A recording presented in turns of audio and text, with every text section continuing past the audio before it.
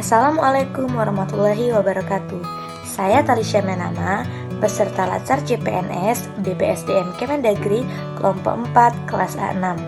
Pada hari ini saya akan membagikan pengalaman pembelajaran materi mengenai manajemen ASN. Apa itu manajemen ASN? Manajemen ASN merupakan pengelolaan ASN untuk menghasilkan pegawai ASN yang profesional, memiliki nilai dasar, etika profesi, bebas dari intervensi politik, bersih dari praktik korupsi, kolusi, dan nepotisme. Manajemen ASN ini lebih menekankan kepada pengaturan profesi pegawai sehingga diharapkan agar selalu tersedia sumber daya aparatur sipil negara yang unggul selaras dengan perkembangan zaman. Nah, apa sih tugas dan fungsi ASN itu? Untuk menjalankan kedudukannya, maka pegawai ASN berfungsi sebagai yang pertama, pelaksana kebijakan publik, yang kedua, pelayan publik, dan yang ketiga, perekat dan pemersatu bangsa. Sedangkan tugas pegawai ASN terdiri dari yang pertama, melaksanakan kebijakan yang dibuat oleh pejabat pembina kepegawaian sesuai dengan ketentuan peraturan perundang-undangan.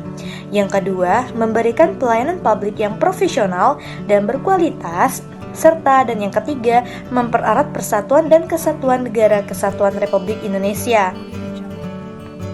Kemudian, apa itu kode etik atau nilai? Tahun 2014 tentang aparatur sipil negara disebutkan bahwa ASN sebagai profesi berlandaskan pada kode etik dan kode perilaku.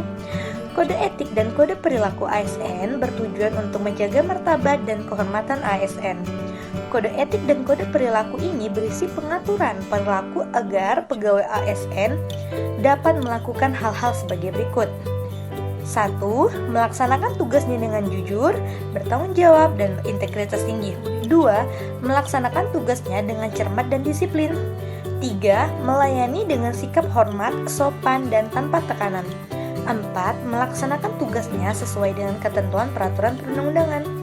5. Melaksanakan tugasnya sesuai dengan perintah atasan atau pejabat yang berwenang sejauh tidak bertentangan dengan ketentuan peraturan perundang-undangan dan etika pemerintahan.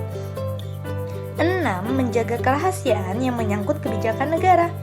7. Menggunakan kekayaan dan barang milik negara secara bertanggung jawab, efektif, dan efisien. 8. Menjaga agar tidak terjadi konflik kepentingan dalam melaksanakan tugasnya. 9. Memberikan informasi secara benar dan tidak menyesatkan kepada pihak lain yang memerlukan informasi terkait kepentingan kedinasan. 10. Tidak menyalahgunakan informasi intern negara, tugas, status, kekuasaan, dan jabatannya untuk mendapat atau mencari keuntungan atau manfaat bagi diri sendiri atau orang lain. 11. Memegang teguh nilai dasar ASN dan selalu menjaga reputasi dan integritas ASN. Dan yang terakhir, melaksanakan ketentuan peraturan perundang-undangan mengenai disiplin pegawai ASN. Nah, ada yang bertanya nih, apa itu merit system? Merit system atau sistem merit adalah kebijakan dan manajemen ASN yang berdasarkan pada kualifikasi, kompetensi, dan kinerja secara adil dan wajar dengan tanpa membedakan latar belakang, politik, ras, warna kulit, agama, asal-usul, jenis kelamin, status pernikahan, umur, atau kondisi kecacatan.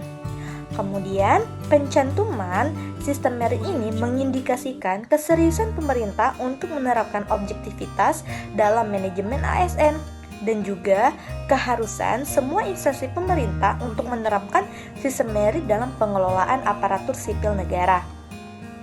Prinsip keadilan dan kewajaran yang ada itu harus diterapkan untuk menjamin karir ASN yang jelas dan juga untuk tujuan peningkatan akuntabilitas kinerja pegawai agar dapat tercapai.